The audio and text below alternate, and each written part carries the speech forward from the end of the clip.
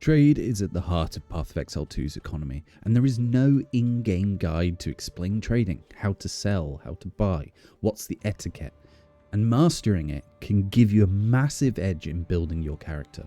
Whether you're flipping currency, upgrading gear, or just trying to make some divine orbs, these 10 trading tips will help you navigate the system like a pro for those new or experienced in trading in Path of Exile 2.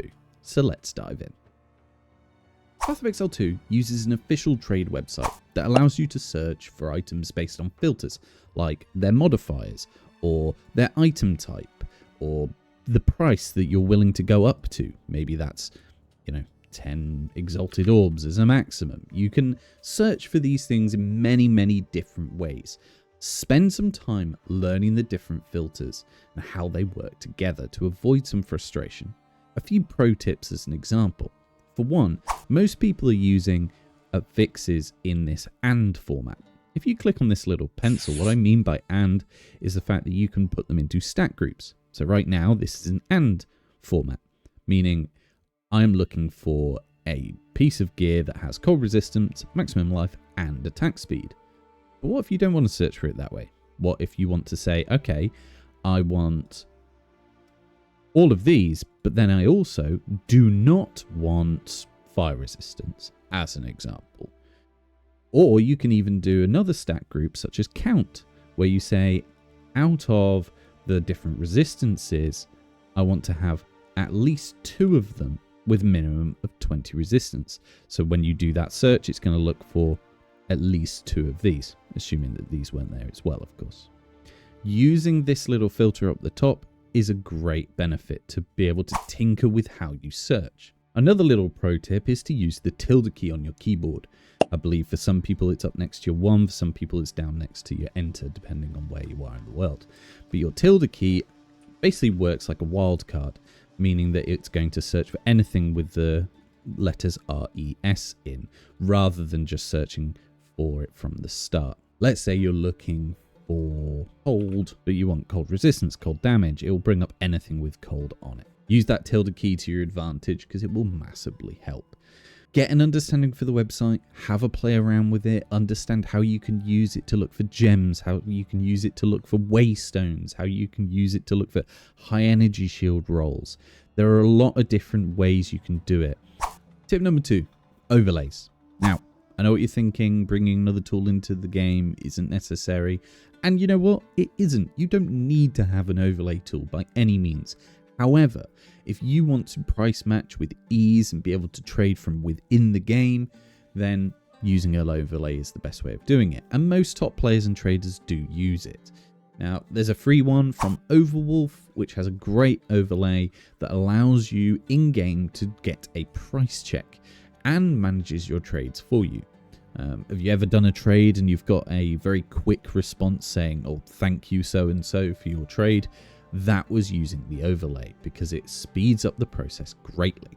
Let me give you an example of a price check. Got a unique item here that I've just grabbed out of my unique stash tab, and all I've got to do is hit one quick key on it and it gives me a quick price indication.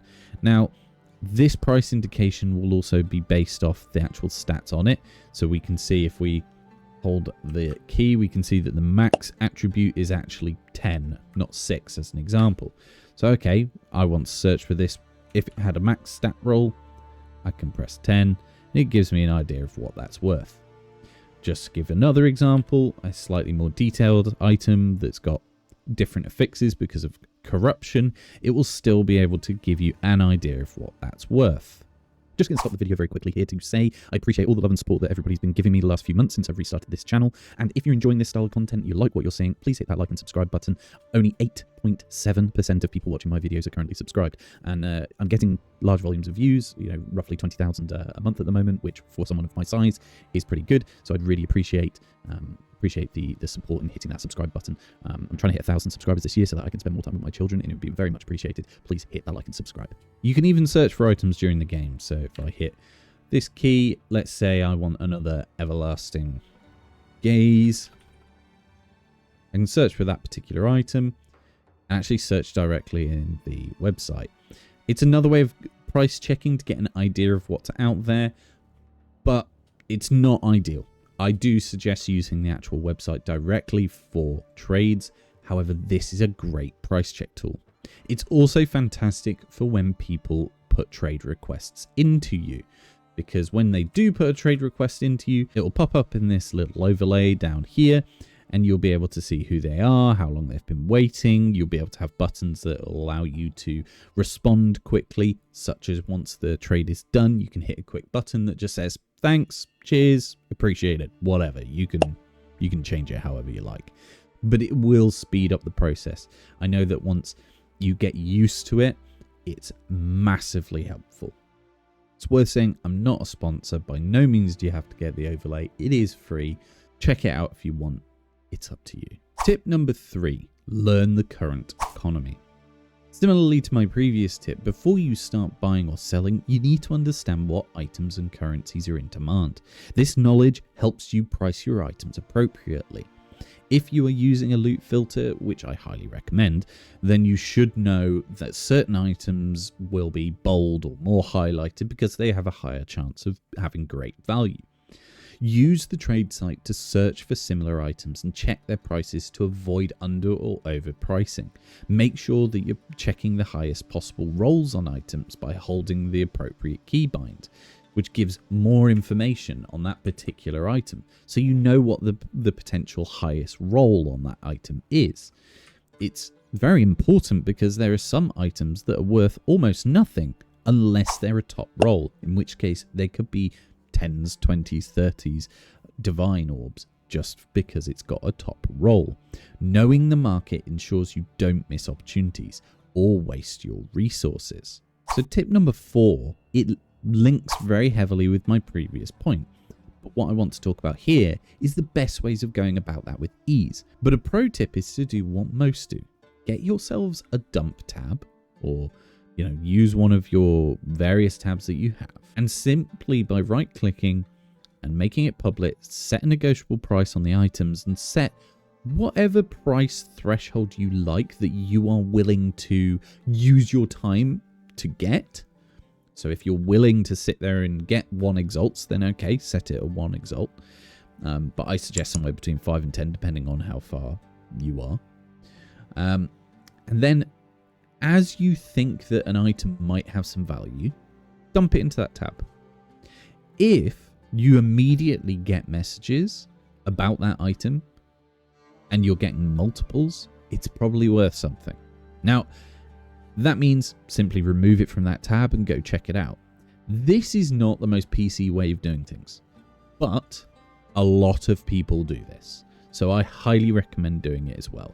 I do it. I think most people that are high level in this game will. They'll have some form of dump tab, they can whack everything in and worry about later. But if they suddenly get a load of messages about some item because of some unique build that's out there, or because they haven't checked the affixes on it and it's actually got high tier rolls, then you'll get a load of messages. And then you can take it off, go check it. Use the overlay to do a bit more of a price check on that item, and then you won't get swizzled. And talking of getting swizzled, an extra little tip, always check the trade window. When you've opened up a trade window with somebody, make sure you're looking at what they're giving you. You might have asked for 5 exalts, they might drop in 3. You never know. You could be too quick, so make sure you're checking. And that goes for buying too. Tip number 5. How do you actually open a sell tab? This is less of a tip, more of a guide for those that are not aware. How do you actually set up a tab to be able to sell from? So here's a quick example. So first of all, you need to understand that you need a premium stash tab in order to sell. So if you have got a premium stash tab, most early access packs either give you the stash tabs or they give you the currency in order to buy them. I could be wrong on that, but I believe so. Either way, they're not expensive. Go get some stash tabs. Right and click onto the stash tab, make it public, and then you can either set each item individually priced, set negotiable price on all items, or set exact price on all items. Once you do so, you set that particular price, let's say 10 exalts as a negotiable price, like so. That is now live. Anything I put in this stash tab will periodically, I think it's like every minute or something like that, be added to the trade website. It's very straightforward. If you do want to set them as individually priced, add the item in. As long as this is set to individually priced like this, right and click onto the item and you can set either a negotiable price or an exact price and set what it is for each item. Simple as that. And it'll list below. Tip number 6. Be quick to respond to offers. Once you have got a few decent items and you've listed them at a good price, make sure to respond in a timely manner. Trust me, people will move on fast. But if it is an item they want and you respond saying, give me 5 minutes, I'm in a trial, they will most likely wait for you. A bit of common courtesy is expected. Pro tip here though is if you are busy or away from keyboard, use the AFK or the D&D in chat. All you need to do, go into your chat window, /AFK, that will immediately put you into AFK mode. The benefit of this is twofold. One, you won't get bombarded with messages when you are away. But two, in the trade website, you will see that by default, when you do a search, you are only looking for people that are online. And this takes into account AFK. So if I just do a search on whatever this is, it will show online, online, online. But sometimes you will see someone that says AFK.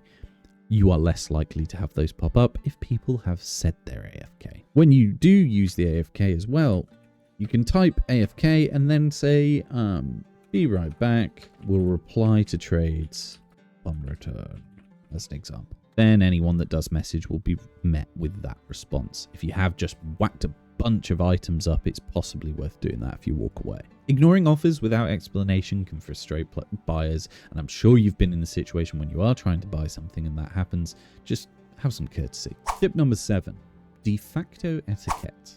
On that same manner, talking about etiquette, when buying from others, you'll often need to visit their hideout and then wait for them to request the trade. This is a kind of de facto expected etiquette that most players have, is that you go to their hideout. Once their portrait is up in the top left after they have sent you an invite, simply right hand click and hit hideout. That'll send you directly to their hideout where you can wait for them to open the trade. You know, they may not have gone to their stash to get the item yet. They've just come out of their maps waiting for you. Give them a minute. Also, when buying, yes, you can haggle, but because if they do accept your invite and they leave their map, they're expecting a quick trade. And if you then sit there and try and haggle, that's going to frustrate them. It's not going to increase your chances. Let's all be civil here. Tip number 8, active searching. If you're looking for a really specific item, there is a feature that allows you to be notified when that item fitting a particular criteria becomes available. So let's say we're looking for that everlasting gaze again. Okay, we're going to just search for everlasting gaze, and then you see this symbol down here that does a search by line, or item stats I should say. If you click this, it will add that item's key affixes in. Now I know that it has 30 maximum on these two stats, whereas these two are fixed if we do check it. So what I'm now searching for is basically a top roll. Okay, as you can see when I search for that, the cheapest one is 60 exalts or 300 when we get into corrupted versions that have higher base stats. Okay, but let's say you're trying to be, I don't know, penny pinching, let's say, and you want to get one that's particularly cheap, or just look at the ones that have the base rolls that are coming in as they come in. What you can do is click active live search. What that will do is tell you when that item becomes available within a particular criteria. For argument's sake, let's go back and take away the affixes, but we're going to say we only want one that has a maximum of 1 exalt, as an example. You can see there's 3 there, there'll be others. But if I hit active live search, now I will be notified anytime an item matching that set criteria appears.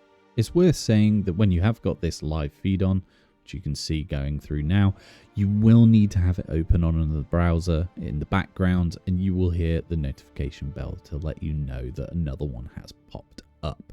You can obviously set a detailed search with this so that you can try and jump on those live searches as soon as possible. It can be useful. It can be useful when you're looking for that really unique item, or one of those items that there aren't many of on the market that disappear quite quickly when they have the right fixes. So test out using live search. Tip number 9, use the bulk exchange for currency. If you need a load of Chaos Orbs or Divines or Exalts, use the bulk trading section on the trade website to find sellers for large quantities. Don't get me wrong, the currency trade in-game is great. I do recommend using it, particularly for flipping currency when you need that little bit more for a particular trade. But if you're looking for like higher bulk, hundreds and hundreds of Exalts at a time, I highly recommend simply using the bulk item exchange on the website. You can sort by price per unit, you can change which particular currencies you want, you can look at fragments, runes, whatever it is that you're after, it's on there. And I find it quite useful when doing bulk. It is using that same system, however you can be more selective with who you're going after. You don't have to use gold, not that that's a major issue, but it can be an easier way of doing things when you just want a big currency exchange player to player that you can maybe do a little haggling on. And tip number 10, when you are buying items on the trading website, don't be too strict with your filters. Yes, you might have a maximum of 300 exalts that you can go for, but going up to 310, 320 might mean that that perfect roll that you actually need is within your grasp if you just do some currency exchanging. Don't try and be too restrictive. It's much better to do a search using maybe the count system, where you're looking for particular affixes. So maybe you want cold and fire and lightning. It's probably better to use a count rather than be very specific in saying I need an item that has exactly 30 fire. It's far better to cast your net wide than be really restrictive on your searches. That could end up being very frustrating when you're looking for that additional 1 point of resistance. You've got to remember that when you're trading items, you are going to have to consider your entire gear set. So if it means that you can get that perfect belt with exactly what you want, but your shield is going to be limiting, it's much better to go after, a pair of items at once rather than just go, right, if I remove this set of gloves, I have to get a set of gloves that has this exact resistance. Remove 2 or 3 pieces that you know you're going to have to upgrade. Look to maximize the affixes as a whole, not just on a singular item. It will increase your chances of being able to level up your build. And there you have it. 10 tips to help you become a better trader in Path of Exile 2. This is very much geared towards newer players, but hopefully some more experienced players found something they were not aware of in the game. These strategies will help you make a better experience and make it a bit more smooth and maybe more profitable. Please drop a like and hit that subscribe button and hit the notification bell. I'm on the path to getting 1,000 subscribers, so any love and appreciation is really welcomed. What's your favorite trading tip? Drop it down in the comments. Until next time, JammyGiraffe, sending positivity as always. Jammy out.